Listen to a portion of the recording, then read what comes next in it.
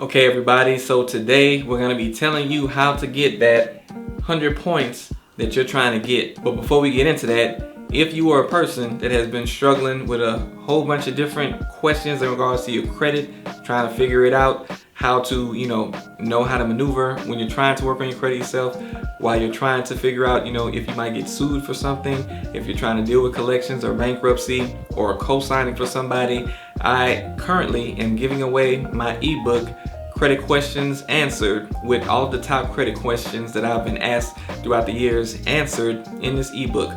I usually charge for it, but I'm giving it away for the time being. So go ahead down in the description and take advantage of that and get it for the free while it is available that way. I don't know how long I'm gonna keep it for free, but you might as well go ahead and get it now and get all of your top credit questions answered. Now, if you guys don't know me, I'm Will Frazier, your credit and business expert, helping you with your personal credit, your business needs, and your business funding needs. And if you don't want your credit score to drop 300 points, make sure you like this video, subscribe to the channel, and turn on notifications so you'll be notified of any new videos I drop just like this one. Now, as mentioned, today we're going to be talking about how you're going to go about getting 100 points within the next 30 to 60 days. So one thing that's important to ask here is, what would 100 points do for you? Like, what would be different in your life, or what would it unlock for you if you were able to actually get this 100 points added on top of your credit score? And I really want you guys to go down in the comments and share with us what type of change that would make for your life. What would you be able to get that you thought you would never be able to get? What difference would this 100 points make in your life? I'm pretty sure for a lot of people it would actually make you be able to get a house, help you to be able to get a car at a decent interest rate and with not a lot of money out of pocket. It might unlock certain jobs that you're unable to get, which are higher paying than your current job or just better jobs than your other jobs. It can unlock lower interest rates on your car and other things. So when you look at it, if you started off with a 500 credit score and you got 100 points, that would mean that you're in the 600s now. Even though that's not like perfect credit or anything like that, that's still a major difference from what you're able to get approved for and the type of interest rates that you get, just having that much of a difference happen for you in your credit score. And if you're in the 600s, that puts you over in the 700s, meaning that you're this close to being at the top tier of credit scores and everything that would be able to unlock for you. So 100 points can really go a long way. And that's why today we're going to be talking about how you can get there as quickly as possible, just in case you're in a situation. Let's say you have an apartment lease that's about to be up. You don't want to renew where you currently are for whatever the reasons may be, and you want to try to get a house. Or maybe you want to try to get another apartment, but your credit is not at a place where it can get you to a better apartment or a home that you may want to rent. But ideally, I know a lot of you guys probably want to get a house. So this is going to be some things that you can do that can, again, help you get into a better position to be able to not have to renew that lease or not pay month to month at your current lease and be able to, try to get into a house. Now, the information that I'm going to be sharing with you is based on some of the major factors that affect your credit score. A lot of you probably have seen the credit score pie chart, which shows what items affect or what categories affect your score by what percentage. And as you know, payment history is 35%. The debt that you owe is about 30%. 15% comes from the age of credit, and then you have the mix of credit and new credit, which determine 10% each. So all of these things have a different effect on your credit score. So what we have to do is we have to try to reverse engineer looking at that and seeing, okay, what can we do based on knowing that information that can help us to get our score to the highest places that they can get, or ideally to get at least 100 points within the next 30 to 60 days. And now with that time frame, the reason why we're looking at about 30 to 60 days is because usually any change that happens on your credit report is probably going to take at least 30 days before it actually shows up on your credit report. And in some instances, it may take 60 days, depending on the cycle of the reporting on those specific accounts or based on when that action happened. So that is going to determine the time frame when you would actually be able to see the results that will come from whatever actions you're taking. So that's why that time frame is going to be about 30 to 60 days, because that is the amount of time that it would take to see any action or maybe two actions, depending on what you have to do and how many times you have to do it. And of course, that 100 points is going to come based on doing activities that are gonna lead to the highest yield in points coming back to you or being given to you in order to help you see this increase. And this is going to be things that can get you up to 100 points. Individually, they could be less than 100 points that you may see. Individually, these same items could also give you 100 points. Or it could be a combination of the things that I'm going to tell you to do that all together will end up yielding you that 100 points or close to 100 points because of how much they weigh in the calculation of your credit score. Now, the reason why it can go any of those ways is because every person has a different credit file. Some people have a thin file, some people have a thick file, meaning some people have a whole bunch of accounts on their credit, some people have only a few accounts, some people have a bunch of young accounts on their credit report, some people have a bunch of old accounts on their credit report. So everybody has different types of accounts and different issues which may be causing your credit to be lower. So because of all those different factors, that's why I'm going to list a few different ways that you can actually see what is going to be the thing that can actually get you that 100 points. And if you have to try all of the things that I mentioned, then they should all get you the best chance at getting up to that 100 points that you need. So without further ado, let's go ahead and let's talk about the first thing that you're going to want to do to try to get this 100 points. Now, that first thing that you're going to want to do is going to be pay down any credit cards you have. Now, the reason why this is going to be the number one thing that I'm mentioning to you is because this is something that you can do relatively quickly, depending on how much you owe and how much cash you have on hand to pay down the credit card. Now, this also is going to be the thing that's the easiest thing to do and actually yield you the most points in the quickest amount of time, because as soon as you pay down a credit card, you are going to see that difference on your credit report in usually about 30 days, if not 30, 60 as I mentioned. But ultimately, this is going to be the number one thing that you can do quickly and get a very high yielding result. So that's why I'm mentioning this first. Now, if you're unable to do this in regards to paying down your credit card, one other option in this same area that you can do is open a new card. Now, the reason why you're gonna open a new card is because the whole purpose of paying down your current credit card is to try to lower your credit utilization. So if you have maxed out cards, then that's going to help you out by lowering your utilization, which is what helps increase your credit score so much. That deals with that 30% of your credit score, which is tied to how much debt you owe.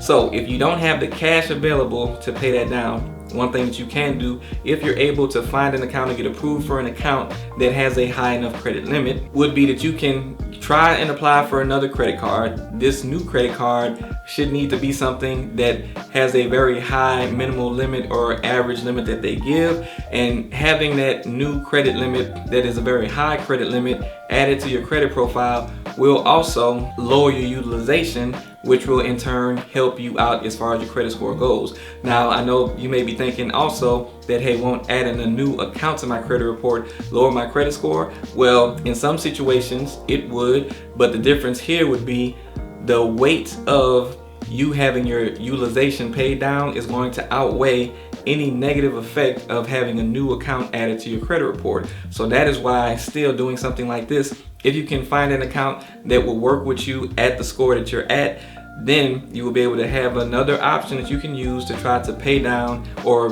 get your utilization down, which can greatly help your credit score. Now, when it comes down to this very same thing, I had a customer, and basically this customer had got a credit card, started building up credit. Luckily, he had a low credit limit on his credit card because he was just getting started with building credit. The credit card was only about $300. Now, he had signed up for credit repair because he was trying to, get a house for him and his family, and he wanted to do whatever he could do to try to get his credit into a better place.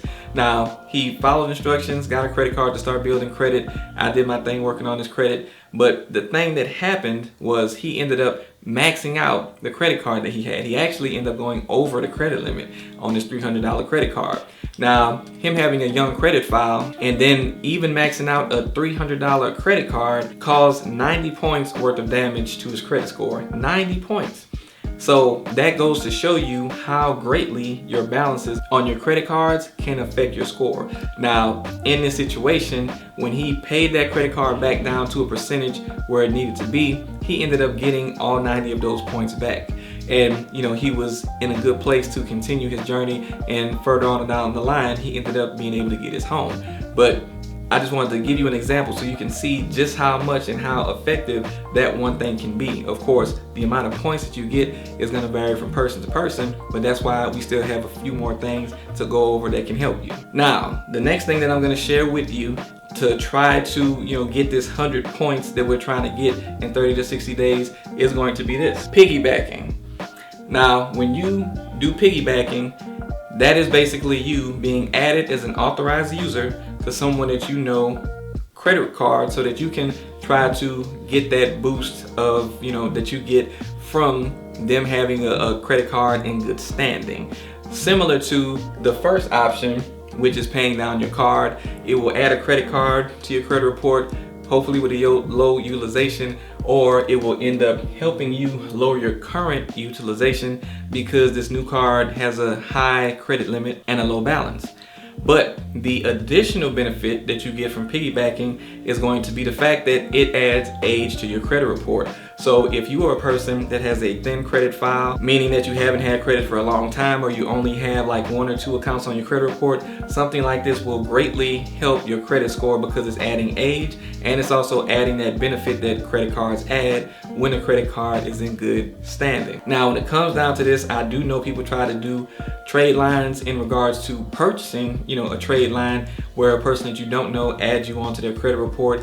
That's something that I probably would not recommend trying to do. I would tell you to piggyback off of somebody's credit that you actually know, like a family member, a spouse, or something like that. Don't, pay for a trade line from somebody that you don't know or something like that, because there are some instances where you may be trying to get approved for something and they may disregard those authorized user accounts altogether. But for the most part, they are counted, especially when you're trying to get a house. If you can show proof that you are attached to an account that this credit card gets paid out of. You can do that if it's a relative, but if it's somebody that you don't know, that you just paid for this trade line, then you may not be able to get the house because they might disregard that authorized user account. So again, it wouldn't be beneficial to pay for something and then it not actually help you in the long run. Okay, so now the next thing that we want to talk about, that is going to be the last thing, and also one of the powerful ways to try to get some points in a short period of time, is going to be, now hopefully you can see all that there. Now, disputing late payments and collections is going to be the very last thing that I would say that can yield you a high return in regards to getting that 100 points that you're trying to get. Now, you're going to see more of a benefit coming from late payments being removed versus a collection being removed, because late payments, as I already mentioned to you, are about 35% of the score. So they definitely hold a great weight when it comes to how they affect your credit score. So getting something like that removed from the credit report will actually yield you very high dividends as far as how many points you get once that action is taken. Now, when it comes down to a collection, you may see something more like, from what I've seen, 30, 50 points. Sometimes it can be more than that, depending on how many collections you have on your credit report and whatnot. But I'm talking about 30, 50 per collection on average. And again, that number can vary based on what you have going on with your credit report.